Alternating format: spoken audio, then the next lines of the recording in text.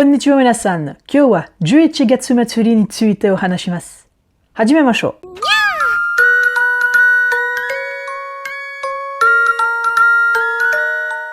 Eh bien bonjour tout le monde, je vous souhaite la bienvenue pour une toute nouvelle vidéo. Aujourd'hui je vais vous parler des festivals qui ont lieu au mois de novembre. Je sais qu'on est déjà en décembre, mais ce dernier mois je me suis consacré beaucoup à ma chaîne principale qui est ma chaîne gaming, pour rappel, car elle est en train d'être bien développée. Je suis en train tout doucement de la reconvertir plutôt vers une chaîne de streaming plutôt que de vidéos, car je remarque que je n'ai pas ni toujours le temps ni toujours l'envie de faire des montages, donc je fais ça en live et je prends un petit moment qui m'intéresse et je fais ça en vidéo. Et en fait ça me plaît beaucoup de faire ça. Puis aussi entre les sorties manga, les sorties animées, les sorties jeux vidéo, j'avais tellement de choses à tester qu'au final j'ai un peu délaissé ma chaîne culture japonaise et je suis désolé de vous avoir laissé sans culture.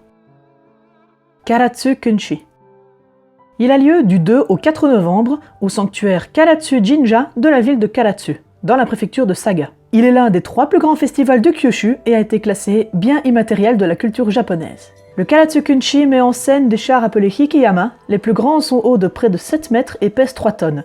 Ils sont laqués et décorés à la feuille d'or et à la feuille d'argent.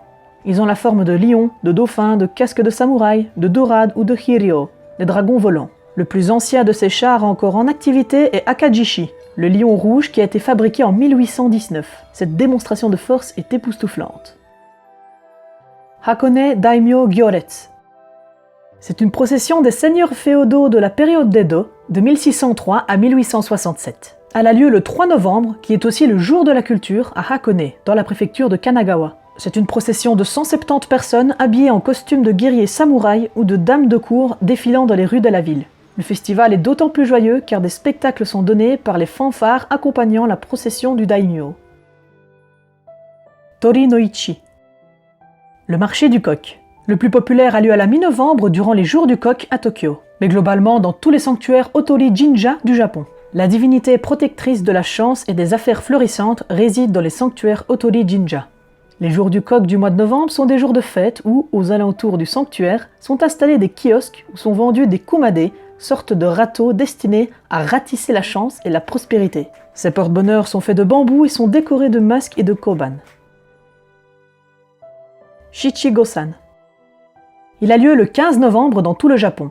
Les petits garçons âgés de 3 et 5 ans et les fillettes âgées de 3 et 7 ans revêtent leurs plus beaux habits, généralement des kimonos, pour se rendre au sanctuaire Shinto de leur quartier. Les parents font bénir leurs enfants pour leur assurer de bien grandir en bonne santé.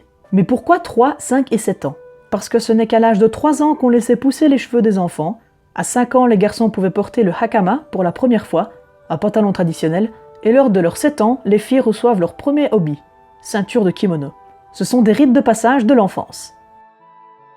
Et voilà les amis, c'est la fin de cette petite vidéo sur les festivals du mois de novembre. Il n'y en a pas d'autres, il y en aura encore quelques-uns en décembre, mais j'espère que cette vidéo vous aura plu. Si c'est le cas, n'hésitez pas à lâcher un petit pouce bleu, ça fait super plaisir, et à vous abonner à la chaîne. N'hésitez pas aussi à me dire votre avis en commentaire sur ce que vous avez pensé de cette vidéo, et ainsi me suggérer d'autres thèmes que vous voudriez que j'aborde. Aussi, comme vous pouvez le voir, c'est le retour des vidéos assis. C'est pas que je suis un flemmard du tout, c'est juste que comme j'ai refait mon petit setup gaming, mon bureau prend trop de place et je n'ai plus la place d'être debout.